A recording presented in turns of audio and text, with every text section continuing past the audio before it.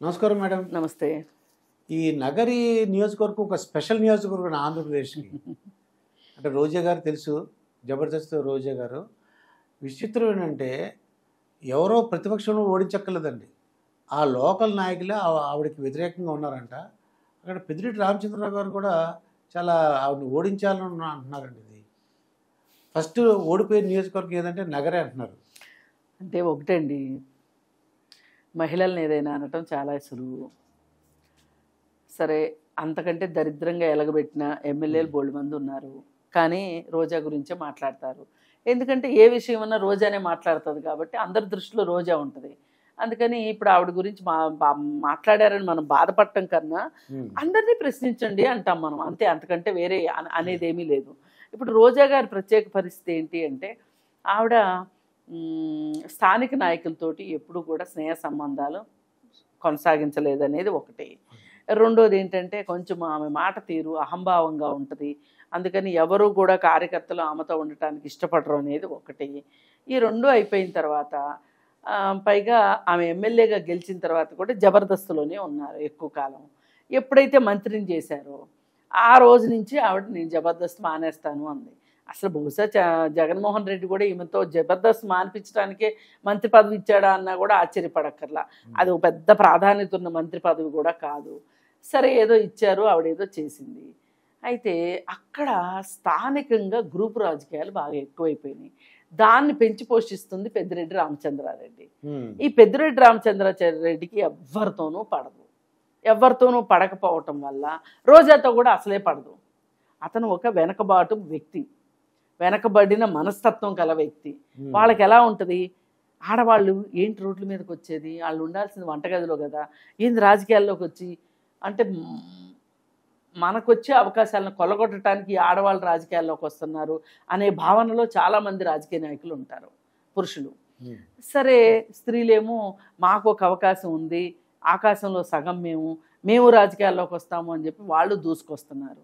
సరే, దీనికి reservation bill ఒకటి 33% రిజర్వేషన్ బిల్లు ఒకటి వాళ్ళ కంటికి కనిపిస్తుంది. సో మేము ఆ బిల్లు ఇంప్లిమెంట్ అయ్యే నాటికి మేము మహిళా నాయకురాళ్ళుగా మేము తీర్చిదిద్దుకుంటాము, వచ్చినప్పుడు అవకాశాన్ని అందిపుచ్చుకుంటాము అని ఆలోచించే మహిళలు కూడా చాలామంది ఉన్నారు. ఏది ఏమైనా మహిళల్ని రాజకీయాల్లోకి రానిచ్చే విషయంలో కొంతమంది పెత్తందారి స్వభావం ఉన్నవాళ్ళు అడ్డుపడుతున్నారు. ఇప్పుడు మీరు చూడండి, స్థానిక సంస్థల్లో 50% రిజర్వేషన్ ఉండబట్టి చాలామంది మహిళలు మనకి మహిళా సర్పంచ్లు, ఎంపీటీసీలు, జెడ్పీటీసీలు వీళ్ళందరూ కనిపిస్తున్నారు. మేయర్లు, వైస్ చైర్మన్లు ఇలా కనిపిస్తున్నారు. అదే లేదనుకోండి, అసలు ఈ మాత్రం లేడీస్ కూడా రారు. ఎస్సీ ఎస్టీల విషయంలో కూడా అంతే. అయితే ఇక్కడ ఈ ప్రస్తుత పరిస్థితుల్లో రోజాని కట్టడి చేయాల్సిందే అని పెద్దిరెడ్డి రామచంద్రారెడ్డి పూనుకున్నాడు. దానికి తగ్గట్లుగా, దానికి అనువుగా ఆయన పావులు కదుపుతున్నాడు. అలాగే ఆమెకి ఆపోజిట్లో ఉన్న క్యాండిడేటు, తెలుగుదేశం క్యాండిడేటు గాలి భాను ప్రకాష్ ఉన్నాడు. అతను ఈమె దగ్గర ఎక్కడ గ్యాప్స్ ఉన్నాయి ఆ గ్యాప్స్ అన్నిటిని అతను ఫిల్ చేస్తున్నాడు.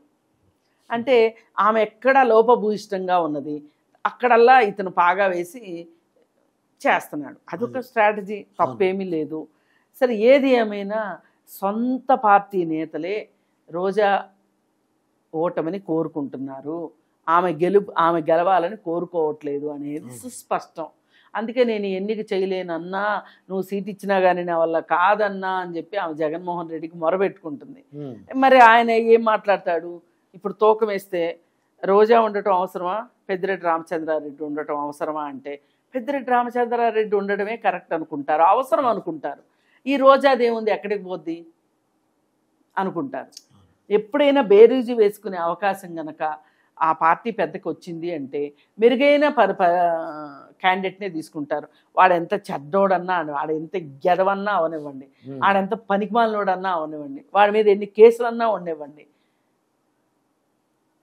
సంబంధం లేదు. కానీ రోజాని వద్దు అంటున్నాడంటే రోజా వద్దు అంతే. ఈ పరిస్థితుల్లో మరి రోజా పరిస్థితి ఎలా ఉంది. ఉమ్. ఈ రోజా కూడా సమయం పూర్తి సమయం రాజకీయాల్లో పెట్టకుండా ఒక అడుగు జబర్దస్త్లోను ఒక అడుగు ఇలా ఉన్నది కొంతకాలం. ఆ తర్వాత మినిస్టర్ అయిన తర్వాత ఆమెకు టూరిజం శాఖ ఇచ్చారు. ఆ శాఖలో పెద్ద చేయటానికి ఏం పని ఉండదు. కానీ ఆమె ఎప్పుడూ నియోజకవర్గంలో తిరిగింది లేదు. ఆ నియోజకవర్గంలో ఏమైనా పనుల నిమిత్తం ఎవరైనా క్యాంప్ ఆఫీస్కి వస్తే వాళ్ళ బ్రదరు వాళ్ళు కమ్ముకుని దీనికి ఇంత రేటు దీనికి ఇంత రేటు అని చెప్పి మాట్లాడుకుని వాళ్ళ సెటిల్మెంట్లు వాళ్ళు చేసుకుంటున్నారు. ఓ పక్కన ఇంకొక ఆమెకి ఎవరికో నేనేదో సీట్ ఇప్పిస్తాను అని చెప్పి ఆమె డబ్బులు తీసుకున్నది, మున్సిపల్ చైర్మన్. అప్పుడు ఆవిడ కూడా గొడవ చేసింది. ఇలా రకరకాల ప్రాబ్లమ్స్ అన్నమాట. అయితే దీనిలో తెలుగుదేశం పార్టీలో ఉన్నప్పుడు తెలుగుదేశం పార్టీ నాయకత్వం ఓడించింది అని చెప్పి ఆవిడ చెప్పినప్పుడు అక్కడ నడిచిపోయింది.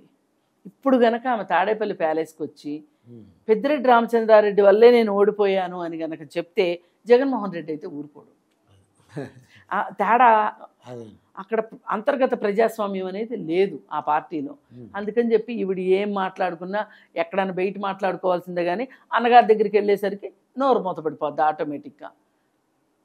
ఇప్పుడు ఇంకో నెక్స్ట్ టైంకి వచ్చేసరికి ఇప్పుడు గనక ఓడిపోయింది అంటే గనక ఆ పార్టీ మనుగడ కూడా ప్రశ్నార్థకమే. ఇప్పుడు ఆ పార్టీ స్థానంలో కాంగ్రెస్ పార్టీ పుంజుకునే అవకాశం ఉంది.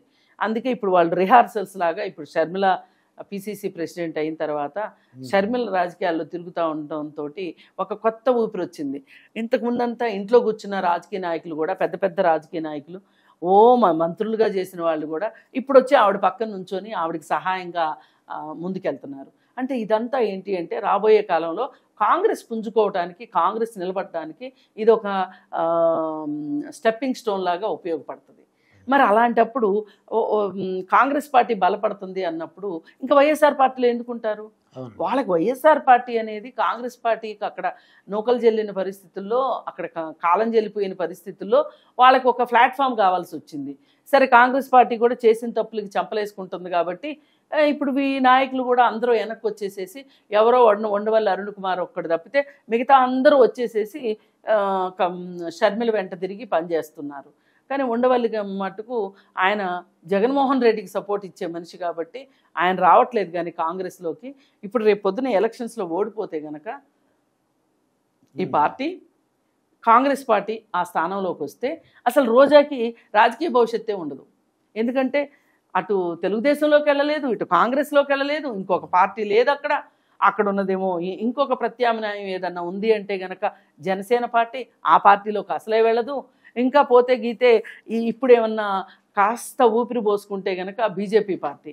మరి దానిలో ఎంతవరకు ఆవిడ చేరుతుంది అనేది తర్వాత ఆలోచించాల్సిన విషయం. ప్రస్తుతానికైతే మట్టుకు రోజా చాలా గడ్డు పరిస్థితి ఎదుర్కొంటుంది. రోజాకి వాళ్ళ అన్నయ్య అలాగే ఆమె చుట్టూ ఉన్న అనుచరులే రోజాకి అన్యాయం చేస్తున్నారంటే కూడా ఆశ్చర్యపోక్కర్లేదు. పైగా కొంతమందిని ఆమె వీళ్ళు సరిగా నాకు సహకరించట్లేదు కాబట్టి వాళ్ళని సస్పెండ్ చేయించండి అని చెప్పి ఒక అతన్ని ఎవరినో సస్పెండ్ చేయటం వల్ల పైగా ఇక్కడ ఇంకొక విషయం ఏంటి అంటే ఆమె బింకానికి పోయి రాను అన్న వాళ్ళని ఎవరిని కలుపుకుని వెళ్ళడానికి సిద్ధంగా లేదు. ఇప్పుడు రాజకీయాల్లో కోపతాపాలు ఉంటాయి. ఇప్పుడు అవసరం నీదైనప్పుడు నువ్వు వాళ్ళ దగ్గరికి వెళ్ళి జరిగిందేదో జరిగిపోయింది, మీరు ఇప్పుడు రండి, ఈసారి ఇలాంటి జరగకుండా చూసుకుంటాను అనే మనస్తత్వం రోజా దగ్గర లేదు. అంటే అందరూ కలుపుకుపోయే మనస్తత్వం లేదు.